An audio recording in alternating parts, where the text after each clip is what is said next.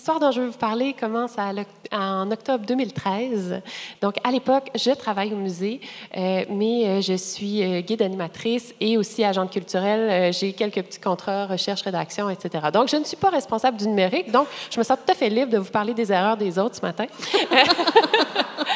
Donc, on est à redéployer nos collections d'art moderne et on reçoit du financement pour développer une application mobile.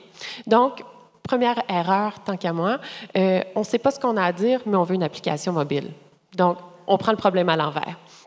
Donc, il y a ce projet-là qui est mis sur pied, qui, à l'époque, est piloté par le responsable multimédia, ça vous dit un peu la date de son titre, et le directeur des collections. Et donc, le directeur multimédia prend sa retraite. Le directeur des collections se ramasse tout seul avec cet argent-là, la volonté de faire une application mobile, mais il n'y a plus personne pour s'en charger. La conservatrice responsable de l'exposition Pellan part en congé de maternité. C'est une nouvelle qui arrive, donc tout le monde est nouveau dans le projet. Ils ne savent pas quoi faire. Ils se disent, bon, il y a une guide là, qui aime Pellan, on va lui donner un poste, on va lui donner un petit contrat. Donc, je me ramasse catapultée là. J'ai jamais fait de numérique. Et je vois un peu ce qui a été avancé avant moi, et je me rends compte qu'en fait, il n'y a rien qui a été réfléchi. C'est-à-dire que, dans un premier temps, c'était pas clair si l'application mobile devait s'adresser à un public qui était à l'extérieur du musée ou à un public qui était en salle d'exposition. Donc, on ne savait pas si on voulait un outil d'accompagnement à la visite ou quelque chose de préparatoire ou de post-visite.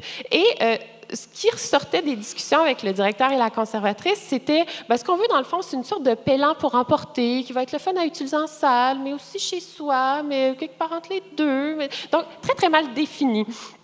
Et ensuite, c'était un peu... Pellan pour emporter, c'était vraiment pizza, en fait, comme projet, parce que l'idée, c'était à la fois de fournir des renseignements sur ce qu'on pouvait voir en salle, de donner des données biographiques à propos d'Alfred Pellan, de mettre en valeur notre fonds d'archives sur Pellan, de montrer l'ensemble des œuvres qui faisaient partie de l'exposition, et au départ, même, on parlait de l'ensemble des œuvres de Pellan qu'on possédait, et aussi d'intégrer des jeux. Donc, c'était tout et n'importe quoi, ce projet-là. Et le pire, c'est qu'on l'a fait. Donc, on a commencé à organiser l'information, travailler avec une firme numérique qui n'avait jamais fait d'application pour un milieu culturel. Donc, on s'est rendu compte très, très rapidement qu'on parlait deux langues bien différentes parce qu'eux devaient commencer à programmer et ils me disaient, vous avez combien de photos d'archives que vous voulez mettre en valeur? On disait, on a un fond, là, on peut vous en sortir 10, 15. Oui, mais 10 ou 15 photos? On ne sait pas, là. Donc, il y avait des façons de travailler qui étaient complètement à l'envers. Pour nous, habituellement, les contenus étaient évolutifs au fur et à mesure que la recherche avançait, tandis que les programmeurs, pour programmer, avaient besoin de contenus bien définis. Et tout ça se passe dans un laps de temps de 3 mois. Hein, je vous le dis. Donc, on avait 3 mois avant l'ouverture de l'exposition. J'ai fini par devenir, par défaut, responsable du projet. Au moins, j'ai la brillante idée d'écrire des capsules d'information qui ne dépassent pas 100 mots, parce qu'imaginez un peu en plus une application mobile avec des textes de 12 pages, ça aurait été l'horreur totale. Mais au moins, on fait bref, on conçoit toutes les activités, on sort des extraits sonores. Il y avait même de la réalité augmentée là-dedans qui fonctionnait aussi quand on pointait sur un tableau, ça partait des documents vidéo d'archives. Bref, on réussit à tout livrer à temps. Et c'est un flop total, dans la mesure où, en 3 ans d'existence, on n'a pas atteint le 500 téléchargements. On a appris beaucoup de choses par rapport à ça. Donc, la structure en tant que telle était très mal pensée. On s'est dit, pour présenter à la fois la vie d'Alfred Pellan et des œuvres, quoi de mieux qu'une belle ligne du temps? Une ligne du temps, ça fonctionne super bien sur un site web, c'est très beau. Et nous, on travaillait sur des iPads. Mais grosso modo, les gens qui téléchargent des applications pour aller au musée, c'est un téléphone qu'ils ont. Hein? Donc, imaginez une espèce de ligne interminable qui part de 1903, qui se termine en 1988, et là, vous scrollez comme ça. Et ça continue.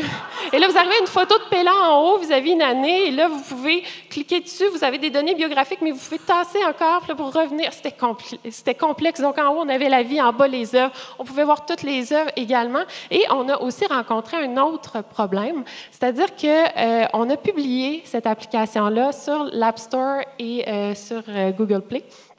Et en fait, ça s'est assoupli un peu depuis, mais en 2013, les délais déjà, avec Apple, entre autres, étaient très longs et il y avait aussi un droit de regard sur les contenus. Et Alfred Pellan, je ne sais pas si la plupart d'entre vous le connaissez, c'est un artiste, nous, qu'on présente souvent aux enfants au musée, en fait, parce que c'est très ludique, c'est très coloré, mais il y avait un côté aussi érotico-humoristique, je dirais, bien présent dans ses œuvres. Et notre application, au moment de la publier, en fait, elle a été refusée dans sa forme par Apple parce qu'elle contenait une œuvre d'Alfred Pellan que Sylvia a pris en photo hier. Donc, j'ai vu ça sur Facebook. C'est une chaussure. Alfred Pellan a modifié toutes sortes de chaussures pour les adapter à différentes personnalités. Et il y a une chaussure qui s'appelle l'exhibitionniste. Donc, c'est une chaussure d'homme et il y a un phallus en bois qui est installé dessus et c'est peint, on dirait un petit bonhomme, c'est coloré. Les enfants, en règle générale, ne se rendent même pas compte de ce que c'est, mais Apple l'a vu. Et, on s'est fait dire, bien, écoutez, comme il y a de l'art érotique là-dedans, votre application devrait être 17 ans et plus.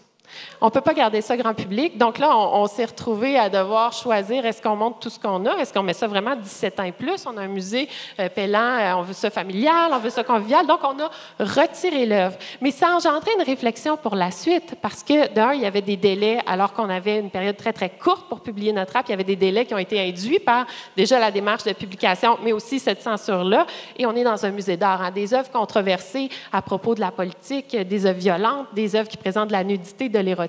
On en a plein, on en a régulièrement. Donc, est-ce que c'était vraiment quelque chose à quoi on voulait se soumettre une prochaine fois? On en a conclu pour nos projets subséquents que non. C'est sûr qu'on a perdu une certaine visibilité à ne plus publier sur les stores, mais ça nous a permis donc de se dire qu'on voulait garder le contrôle.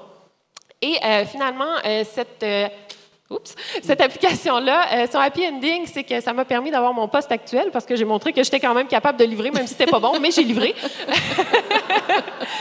Mais donc, ça a donné naissance aussi à notre Média Guide actuel qui a connu plusieurs itérations aussi avant d'être sous sa forme actuelle, qui est une application web, donc qui est hébergée sur le net et nous gérons nous-mêmes les contenus. Mais avant ça, ça a été une application qui n'était pas publiée sur les stores, qui était hébergée sur nos propres appareils et ça aussi, ça a apporté toutes sortes de problèmes. Je vous en souligne un parce que je vois que le temps file.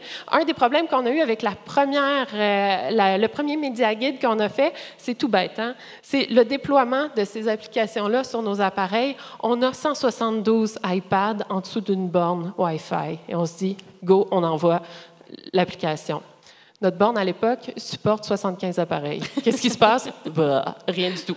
Donc, et il a fallu que les techniciens d'informatique aillent repartir les appareils un à un, sans compter les problèmes de mise à jour, sans compter le fait qu'on était tout le temps dépendant d'un fournisseur quand on voulait changer des contenus, etc. Donc, on a développé notre autonomie par rapport à ça. Donc, ça a été très fertile en apprentissage, mais donc, ça s'est fait un peu dans la douleur, finalement. Voilà. Ah, ben merci beaucoup. Merci à Anne-Josée Lacombe.